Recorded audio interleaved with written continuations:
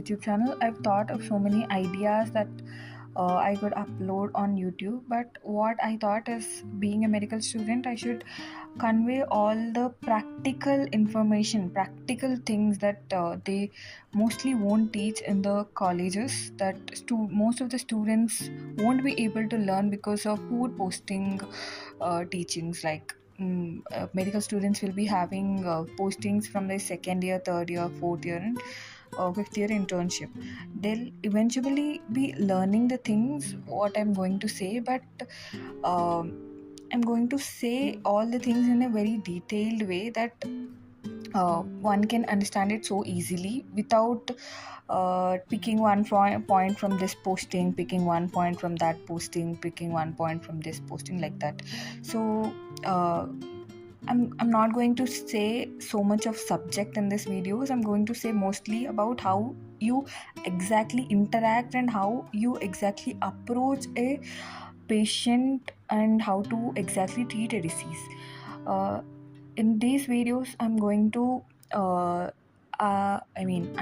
discuss and say all the things about, from history taking, general physical examination, systemic examination, that is CVS, CNS, respiratory, genitourinary, GIT, and other small systems like skin, etc. And then I'm going to go case wise, like most common cases in India, all over the world, that we be seeing so uh, so commonly. So I'm going to explain. For that cases, I'm going to explain about first how to approach a case, how the patient present, why that happens, and what is the pharmacological treatment or medicinal treatments that you give, and what are the surgical procedures that you do for that particular disease, and what are the suggestions that you give the patient, what are the indications that you suggest for the patient, like, kind of. I'm going to say everything that you're going that one doctor must inform their patient.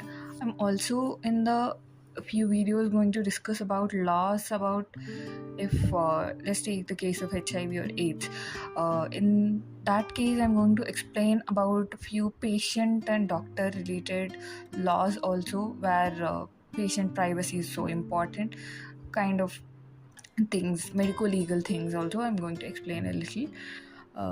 Mainly these videos will be based on practical procedures, how we are going to approach. Also, I'm mentioning these videos will not be sufficient for your exams, because for your exams there will be a lot more subject to study.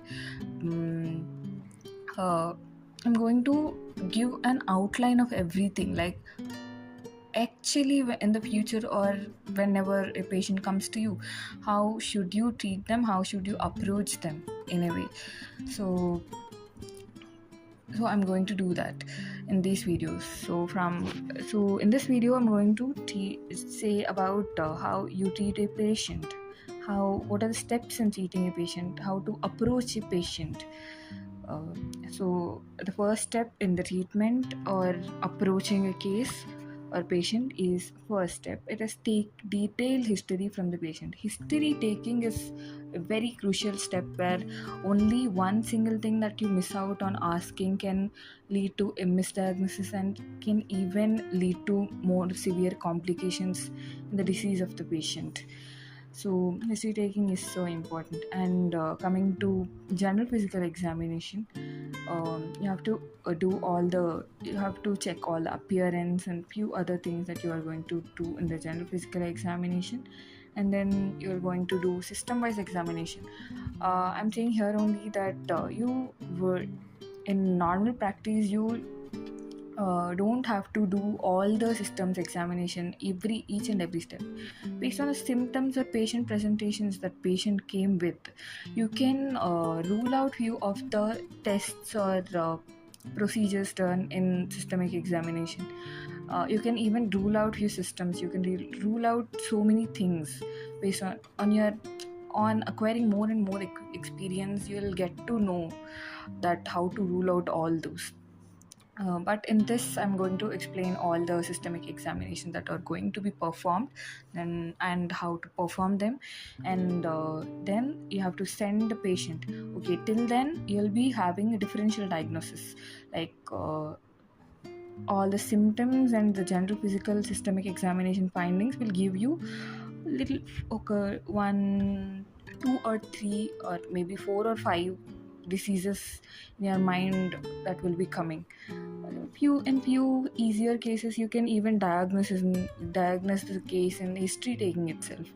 So the main important thing about sending the patient's sample to the lab and getting it tested is you have to confirm it, validation, I mean proof, valid proof. You want to convince the patient and even the laws if you have any medical legal issues after the treatment. So this step is also very important, and to confirm the diagnosis that you have made different, or else to confirm the to confirm one disease out of the differential diagnoses that you got. Then set up a treatment plan more compliant towards the patient. Most of the doctors, not, I'm not meaning most of them,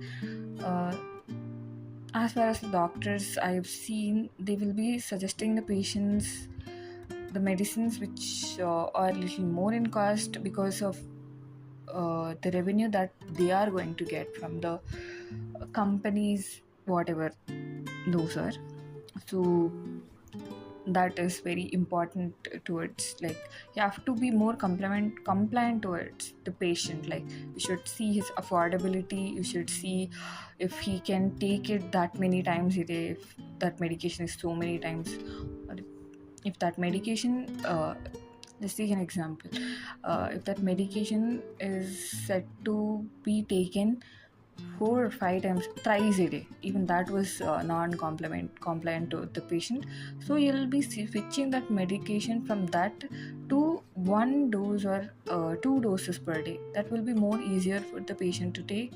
And not saying he can't take the tablet, I'm saying he might forget to take the tablet because it's 3 times a day.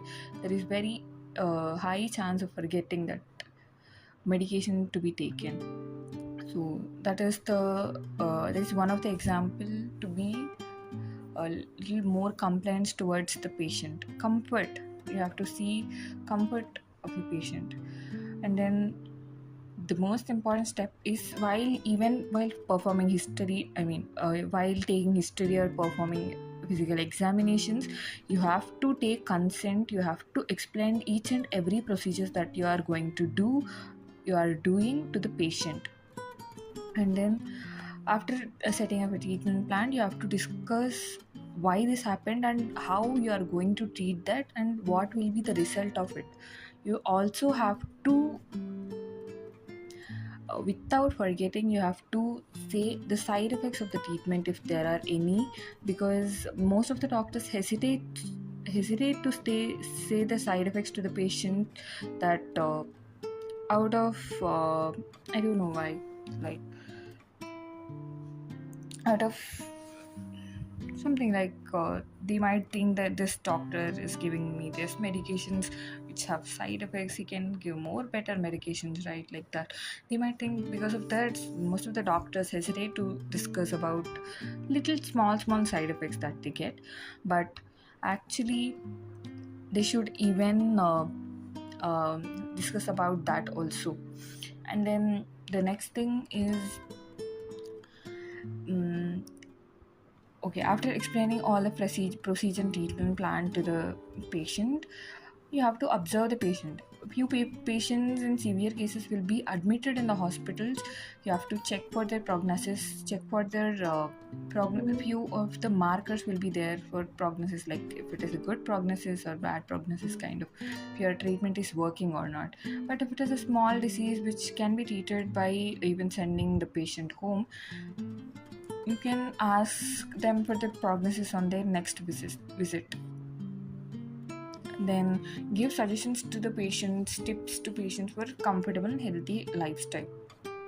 You should give more tips, like after you should explain the patient what led to this condition, like what are the factors that favored this condition of that patient, and let them understand by doing this procedure, this things in your, by including these things in your daily life, it may be diet, exercise, few non-pharmacological tips kind of you can give them and make their lifestyle more comfortable and easier. And then you have to follow up the case, like what happened next, is the patient healthy or not. That is the responsibility of the responsibility of the doctor finishes. So this is how the patient treatment goes on.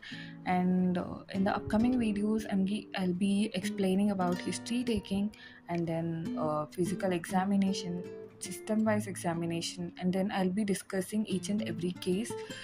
I think I've ruled out, no, I think I've selected out almost of, there are more than 100 cases actually, but I have ruled out so many of them and I've selected 50 to 60 cases out of them. So I'm going to explain all the treatment, surgical procedures, and causes of that disease, what caused it, and how to prevent it, how to approach a patient, how the patient will present, all of those things in the next upcoming videos. So stay tuned.